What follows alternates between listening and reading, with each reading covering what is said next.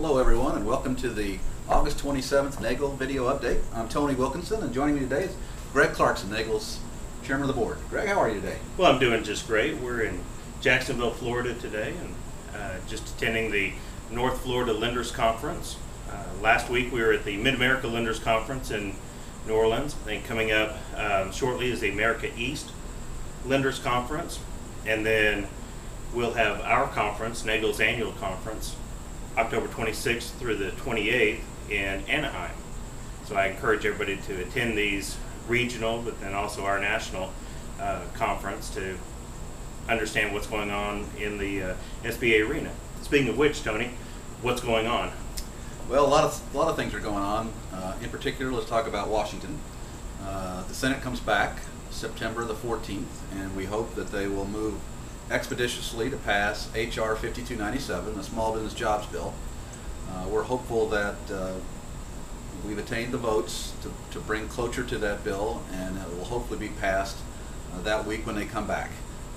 The House will come back the following week, and there's a couple of things that can happen. The House can either pass what the Senate passes, or they could request a conference.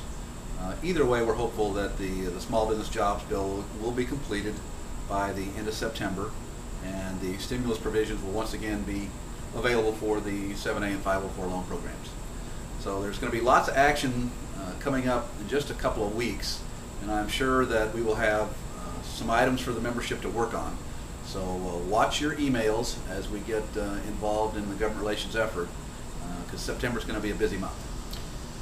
The bill includes the extension of the stimulus provisions, 90% guarantee, the waiver of the fees to the borrower, but does it also include other things? What are some of the major other things? Well, the other major piece of the legislation will be the Small Business Lending Fund, the $30 billion lending fund that the administration has requested. They estimate that that lending fund will leverage into about $300 billion in small business lending.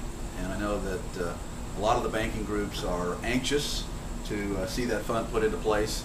And I know that our small businesses out there are anxious for the volume of small business lending to increase. And so we're hopeful that the whole package, the Small Business Lending Fund, the extension of the stimulus provisions for the SBA programs, the tax provisions for small business that are included in this bill, I think they're all going to be helpful, and will help small businesses hire people and grow their businesses.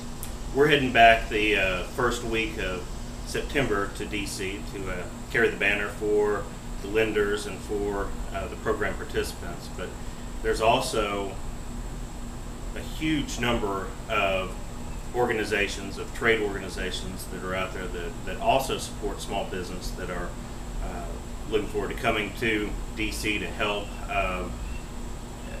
educate the Congress on the provisions of that bill and how they will help small business. That is exactly right. There's over 100 small business trade associations that have gotten behind H.R. 5297. So it's got a lot of support. A lot of the trade groups, nearly every major small business trade group is in support of this legislation. And so it's very much a team effort to get this bill passed. What else do we have going on? Well, we've seen Jim Hammersley now 2 weeks in a row, and he's had some SOP updates. Yes. So you want to talk about a couple of the changes that he has mentioned? Well, Jim, for the most part, just talked about that there will be changes, that he anticipates that those changes will take effect October 1st.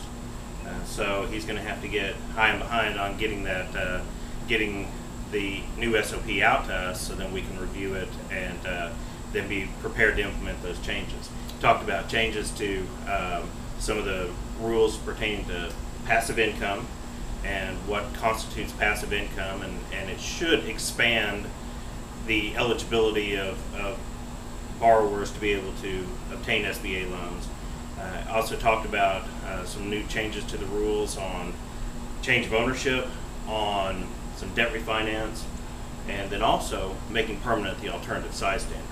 That was the big change. That is something that NAGGL has advocated for many, many years, and he was hopeful that the reg process would be completed by September 30th, so the alternative size standard will be available in the 7A program going forward.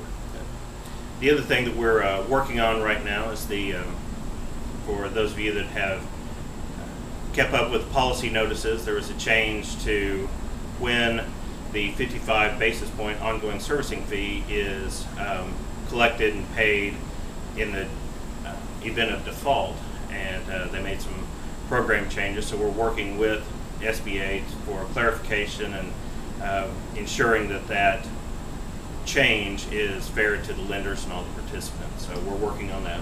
That'll be a big part of what we do when we're back in DC 2 weeks from now, to try to get that issue resolved. So with that, Tony, you got anything else? No, I think that's it for today. Hope many of you will be able to join us at our annual convention in Anaheim. We'll have, once again, lots to talk about. It'll be right before the election. We'll see how the stimulus provisions are playing out at that point in time. Hopefully we get this bill passed in rather short order so we can get back to the business that we do. All right. Well, I'm going to get back to work. Thanks much. Tony. Until next time.